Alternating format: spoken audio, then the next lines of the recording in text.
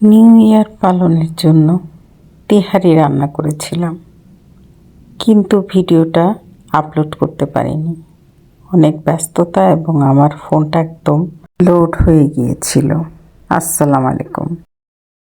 তেহারি রান্না করার জন্য এখানে 1.5 কেজি মাংস নিয়েছি। প্যানে তেল দিয়ে দারুচিনি, এলাচ, লবঙ্গ, গোলমরিচ সব কিছু ফোড়ন দিয়ে মাংসগুলো দিয়ে দিলাম। মাংসগুলো আমি তেলে ভেজে নেব। এটা পেঁয়াজ বেরেস্তা ভাজা তেল, সেই তেলেই আমি মাংসগুলো ভেজে নেব। আমি পেঁয়াজ বেরেস্তাটা আপনাদেরকে করা দেখাইনি। একটু লবণ দিয়ে দিলাম 1 টেবিল চামচ, আর গোলমরিচের গুঁড়া দিয়েছি 1/2 টেবিল চামচ। দিয়ে ভালো করে নেড়ে চেড়ে আমি তেলের মধ্যে ভেজে নেব। তেহারিতে হলুদ ব্যবহার করা হয় না। এখানে আমি মরিচের গুঁড়া দিয়েছি 1 টেবিল চামচ।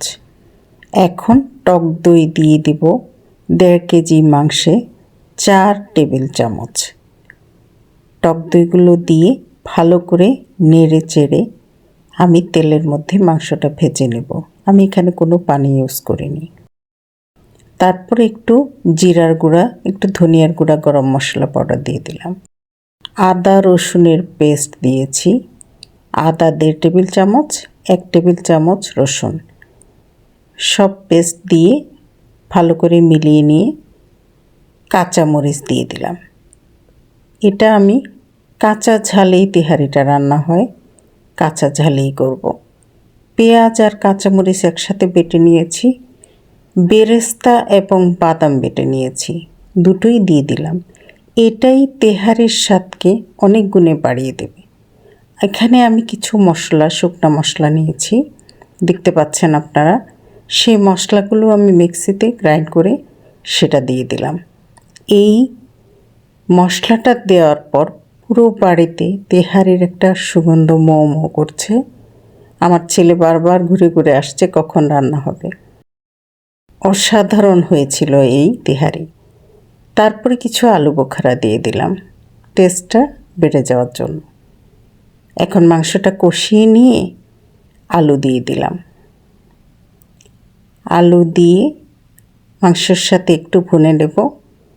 মাংসের সাথে একটু ভুনে নিয়ে গরম পানি দিয়ে দেব। এখন আমি মাংসটা আর আলুটাকে সেদ্ধ হওয়ার জন্য ঢাকনা দিয়ে অপেক্ষা করব।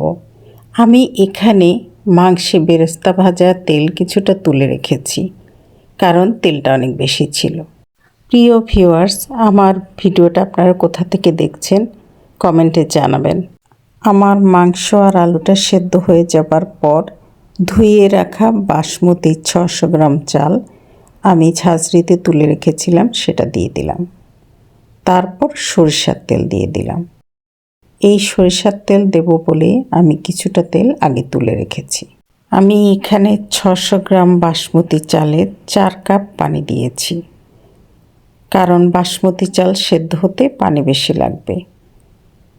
এবার নেড়ে চেড়ে ঢাকনা দিয়ে সেদ্ধ হওয়ার জন্য অপেক্ষা করব।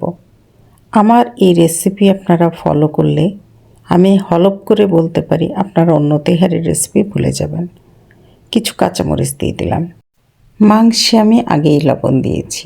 চালের জন্য এখন 1.5 টেবিল চামচ লবণ দিয়ে দিলাম। 1/2 টেবিল চামচ চিনি দিয়েছি স্বাদের ব্যালেন্সের জন্য। এটা আপনারা অবশ্যই দেবেন। ঢাকনা দিয়ে সেদ্ধ হওয়ার জন্য অপেক্ষা করছি। ছিদ্রিটা আমি একটা লং দিয়ে বন্ধ করে দিয়েছি। এখন দমে বসিয়ে দেব। চুলার উপর একটা তাওয়া দিয়ে দমে বসিয়ে দিলাম। তারপর আমি 400 গ্রাম পেঁয়াজ বেরেস্তা করে রেখেছি, বেরেস্তাগুলো দিয়ে দেব এবং সাজিয়ে নেওয়ার জন্য একটুখানি রেখে দেব। এবার যে মশলাটা আমি করেছিলাম সেটার বাকি মশলাটুকু উপর দিয়ে ছিটিয়ে দেব। ভালো কিছু হলে তাকে ভালো বলাটা একটি মহৎ গুণ, এটা সবার থাকে না। উপরে ঘি দিয়ে দিলাম সুন্দর ফ্লেভারের জন্য। আপনাদের যদি আমার রেসিপিটা ভালো লাগে অবশ্যই সেটা কমেন্টে জানাবেন। নিচে লেগে যাবে বলে একটু নিচেরটা উপরে উঠিয়ে দিলাম। 1 স্যাশে দুধ দিয়ে দিলাম। গুঁড়োর দুধটা দিয়ে ভালো করে মিলিয়ে নেব। এতে টেস্ট অনেক বেশি বেড়ে যাবে এবং সুন্দর একটা ফ্লেভার আসবে। আমার অসাধারণ স্বাদের তেহারি রেডি টু সার্ভ। দেখুন আমি কিভাবে সার্ভ করেছি।